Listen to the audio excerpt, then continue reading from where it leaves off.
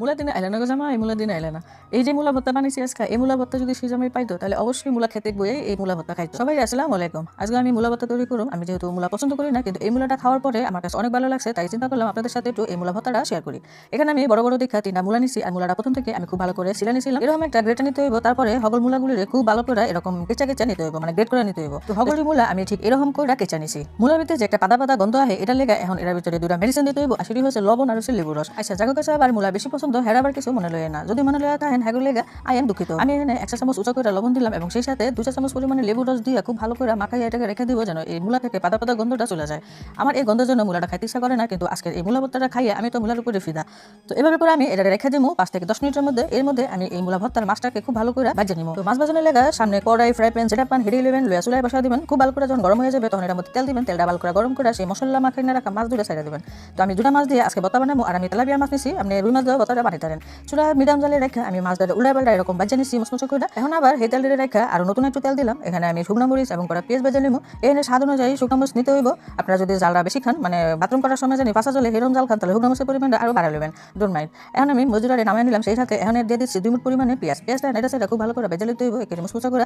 আপনারা চাইলে এখানে পেঁয়াজের পরিমাণটা একটু বাড়িয়ে দিতে পারেন, তাহলে মূলা ভর্তা খেতে কিন্তু বেশি মজা লাগবে। চুলা জালটা বাড়া রেখে বুটানাটা কইরা পেঁয়াজটা ভেজে নিলাম। এখন হচ্ছে ডাইরেক্ট আমি মূলা ভর্তা তৈরি করুম। সেই মূলাটারে মশলা দিয়ে মাখা তুইছিলাম, এই মূলাটাতে একে চিপড়াইয়া এটাতে রস বাই করে নিতে হইব, জানি মূলার থেকে কোনো পাতা গন্ধ না আসে। এভাবে করে আমি 2 হাত দিয়ে চিপড়াইয়া মূলাতে রস যত আছে সব বাই করে লাইতেছি। যেমন কিছু মানুষের একেবারে কাজ করাইতে রস বাই করে লাই। হগল মূলাতে রসটি চিপা বাই করে এখন সেই ভর্তাটা বানাইতে। তো হুগনা মরিচের বডুটি হালাইয়া এই মরিচটিরে ভালো করে এরকম কুচলে মেখে লইতে হইব। অবশ্যই ভর্তাটা বানানোর পরে আটি ভালো করে সাবান দিয়ে ধুতে হইবে, তা না হলে সব মুখ বা জ্বালা পোড়া করতে পারে। তো হুগনা মরিচটা ডলার পরে সাথে পেঁয়াজটি ডলিয়া দিলাম। এখন দিয়ে দিতে হবে সেই মাছ, তেলাপোয়া মাছ দুটো যে বেজে উড়েছিলাম, সেগুলি খুব ভালো করে বেছে লইছি। যেহেতু তেলাপোয়া মাছে তেমন একটা কাটা নাই, তারপরে এরকম বেছে লইতে হইবে। তারপরে মাখামাখি করে সেই মূলা দিয়ে মেখে লইতে হইবে। এনে কিছু ধনেপাতা দিতে হইবে। আমি ধনেপাতাটা এখন দিব, তবে কিছুটা চটকা লইতেছি, যেন ধনেপাতাতে রসটা বাইরে খুবই সুন্দর একটা গ্রান আসে। তো ধনেপাতা মাহিন হয়ে গেছে, এখন আমি সেই মূলা এবং মাছের সাথে খুব ভালো করে মাহিয়া দিতেছি। তো সুন্দর একটা ফ্লেভারের জন্য দিয়ে দিলাম সরিষা তেল। এখন আরো লয়ে লইতেছি সেই মাছ ভাজার তেল, সামান্য একটু দিলাম, জানি মূলা ভর্তাটা খাইতে আরো বেশি মজা লাগে।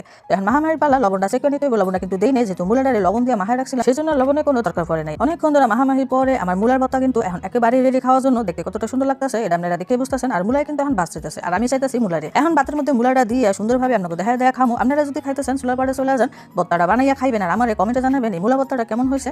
আর আমার চ্যানেলে যদি আপনার মন চায় তাহলে সাবস্ক্রাইব করে রাখতে পারেন, আমার ভিডিও আপনার কাছে চলে যাবে। আপনাদের কাছে আমার অনুরোধ রইল এই ভর্তাটা একবার হলে আপনারা বানাইয়া খাইবেন, আর আমার অবশ্যই জানাবেন কেমন হলো। সবাই ভালো থাকবেন, সুস্থ থাকবেন, বিদায় নিচ্ছি, আল্লাহ হাফেজ।